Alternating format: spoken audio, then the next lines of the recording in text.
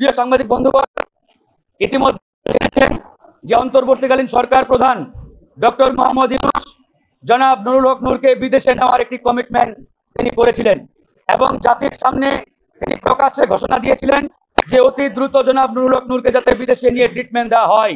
কিন্তু অত্যন্ত দুঃখের সাথে জানাচ্ছি, সরকার প্রধানের ঘোষণার পরেও তারা জনাব নুরুল হক নূরকে নিয়ে বিদেশে নেওয়ার বিষয়ে তাদের যে সিদ্ধান্ত বা কার্যক্রম, এই কার্যক্রমে আমরা যথেষ্ট গড়িমসি লক্ষ্য করছি। তারা শুরুতে জনাব নুরুল হক নূরকে সিঙ্গাপুরে নেওয়ার কথা বললেও তারা হঠাৎ করে এখন সিঙ্গাপুরের পরিবর্তে অন্যান্য দেশে নেওয়ার নানান কথা বলছে। তার মানে তারা এক এক সময় এক এক কথা বলে। আমরা মনে করছি যে সরকারের যে সদিচ্ছা, এই সদিচ্ছায় যথেষ্ট ঘাটতি রয়েছে।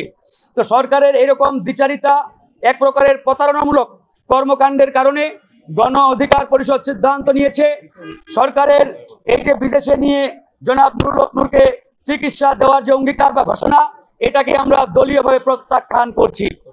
জনাব নুরুল হক নূরকে যদি বিদেশে নেওয়া লাগেই বা নিতেই হয়, তাহলে তাকে আমরা দলীয় এবং পারিবারিকভাবে বিদেশে নিয়ে ট্রিটমেন্ট করাবো। কিন্তু সরকারের অনুকম্পা কিংবা সরকারের ওই দয়া দক্ষিণা নিয়ে জনাব নুরুল হক নূরকে আমরা বিদেশে নিয়ে চিকিৎসা করাবো না। আজকে এই সংবাদ সম্মেলনের মাধ্যমে সরকারের সেই ঘোষণাকে আমরা ঘৃণা ভরে প্রত্যাখ্যান করলাম। একই সাথে ইতিমধ্যে সরকার একটি তদন্ত কমিশন গঠন করেছে। এই তদন্ত কমিশনের কার্যকাল তারা 30 দিন অর্থাৎ 30 কার্য দিবস নির্ধারণ করেছে। এটাও এক প্রকারের প্রতারণামূলক কার্যক্রম ছিল সরকারের পক্ষ থেকে। আপনারা জানেন যে জনাব নুরুল হক নূরকে কারা আক্রমণ করেছে, কারা তার উপর হামলা চালিয়েছে, সেটা দিনের আলোর মতো পরিষ্কার। গণমাধ্যমের ভিডিও লাইভে আসছে, সেখানে কতিপয় সেনা সদস্য এবং পুলিশ বাহিনীর সদস্যরা প্রকাশ্যে মিডিয়ার সামনে জনাব নুরুল হক নূরকে রক্তাক্ত করেছে। এরকম ভিডিও ফুটেজ প্রমাণ থাকা সত্ত্বেও সরকার যখন তদন্ত কমিশন করে 30 কার্য দিবস সেই কমিশনের মেয়াদ দেয়, তার মানে বুঝতে হবে সরকার এই ঘটনার বিচার সঠিকভাবে কতটুকু করতে আগ্রহী বা সদিচ্ছা রয়েছে, এটাও কিন্তু অনেকটা আমরা সন্দেহের চোখে দেখছি। তারপরেও যেহেতু কমিশন গঠন করেছে, এই কমিশনের অগ্রগতি কতটুকু সেটি আমরা সরকারের কাছে জানতে চাই।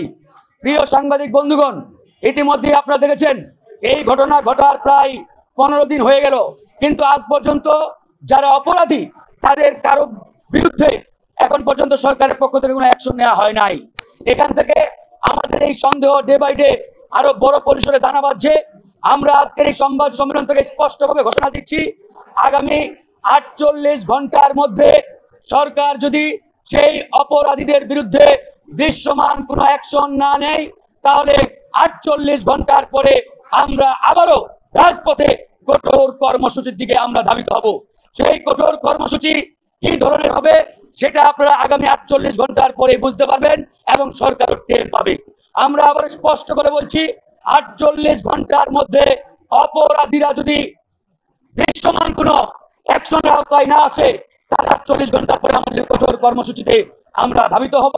একই সাথে জনাব নুরুল হক নূরও রাজপথে নেমে তার উপর যে হামলা, এই হামলা বিচারের জন্য যা যা করার তাই করা হবে। এই বলে আমি এখানে শেষ করছি। বাকি কথাগুলো আমাদের সাধারণ সম্পাদক জনাব রাশিদ খান বলবেন।